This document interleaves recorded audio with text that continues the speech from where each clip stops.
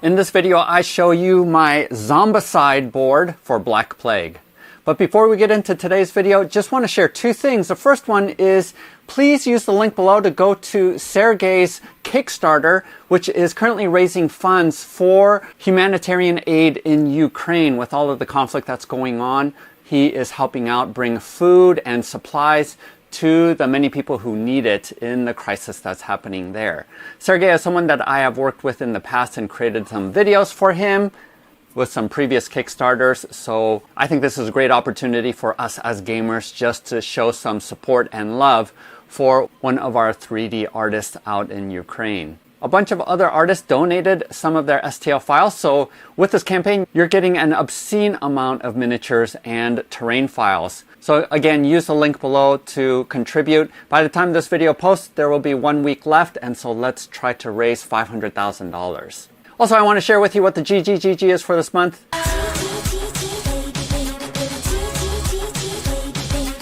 Each month, Bob the Beholder picks some of my Patreon supporters to receive gratitude gifts. And for this month of May of 2022, we have this printed and painted bridge from DecoQuest Grimness Fortress set. We have the Bard Sung Legend Pledge that is in hand and will be mailed to you. We have the Wonderlands War Deluxe Edition with premium chips also in hand and will be delivered. Pro Acryl Miniature Paints Base Set, which is a $94 value. And $100 to go towards a crowdfunder campaign, which our Patreon supporters are currently voting upon. Use the link below to go to my Patreon page if you want to find out more details and get in on that. So I created a video a while back, I think it was in 2016 when I received my Kickstarter edition of Zombicide Black Plague, which honestly, out of all of the iterations, is one of my favorite ones just because I really like the theme so much. And even though I haven't played that game a whole lot, one of the things that I really like about it is you can play up to 8 players. So it's a really fun party game, and it's casual enough that you don't have to be a big gamer in order to enjoy the game. Recently, I played with some of my coworkers and had a really fun time, and it just reminded me of how much I enjoy this game. So I decided to do another epic build with creating a full 3D board for Zombicide Black Plague. One of my Patreon supporters, Colin, who also created a bunch of 3D terrain for multiple games, and I've done some videos for him as well. He actually shared during one of our video hangouts that he had created a 3D board, and that inspired me to work on my own and was receiving a lot of tips from him. So thanks so much to Colin, big shout out to him. But I realized that one of my very first set of STL files, even before I purchased my first 3D printer, was from Fat Dragon Games. And this is their Village set. And I had completely forgotten that I owned this set. But I realized that it was going to work perfectly for this game because of a number of factors. The first one is that the base house here is 4 inches by 4 inches. Now on the Zombicide board, the original one, each of the squares is 3 inches by 3 inches.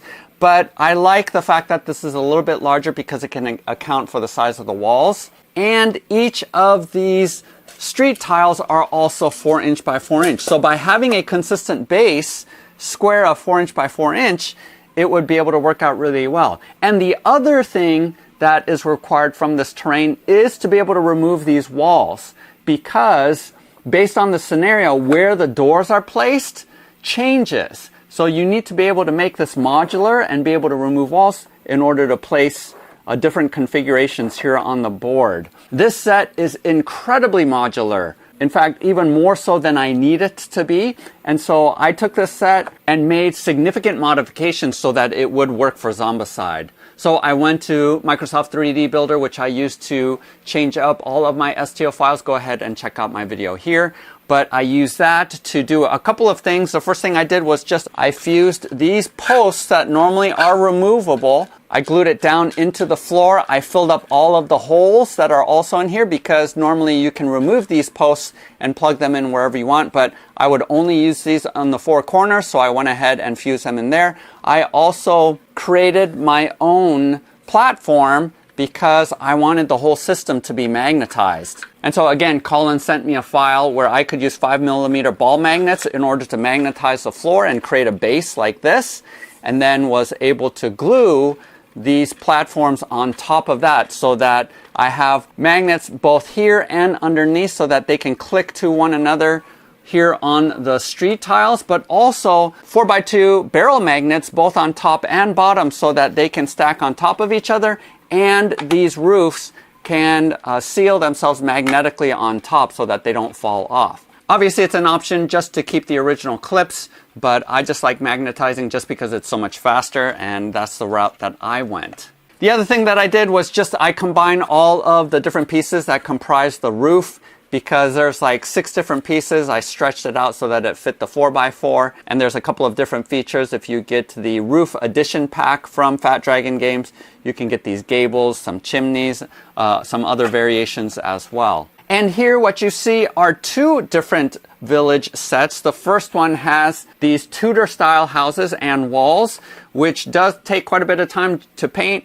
And I don't include a painting tutorial because if you just check out any of my other painting tutorials for houses, fantasy houses, I'm using exactly the same colors and the exact same technique as there. So make sure to check out my video playlist and click on any of those to see how I painted these up. The other set is the village set number 2, which has these stone walls and a stone base. So those are the 2 that I decided to go with. There is actually a third set, a wooden set. I actually own those files as well because I kickstarted their campaign and received all of these files.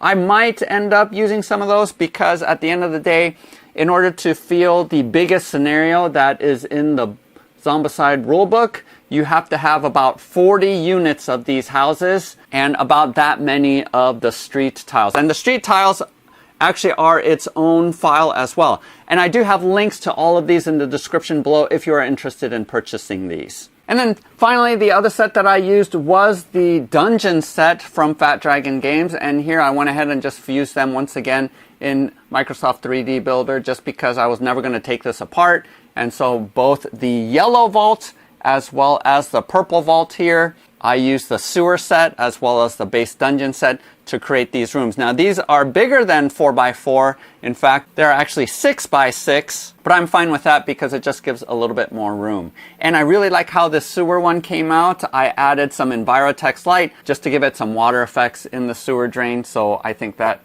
turned out really well. Now, of course, you don't have to put any roofs. If you want to save a lot of time because these roofs do take a long time to print out, you don't have to do that because in the actual game, you need to be able to see into the rooms. But of course, I went for the full aesthetic look of having a village, and I wanted to have the option of using these for other games like Dungeons and Dragons, where the interior of buildings is oftentimes used. Because in a lot of my other buildings that I print out and paint up, I actually don't ever plan on using the interior because typically there isn't enough space to actually game in there. But these are versatile enough that I can configure them any way that I want and would be able to use in a campaign where you do need the interiors in order to play the game.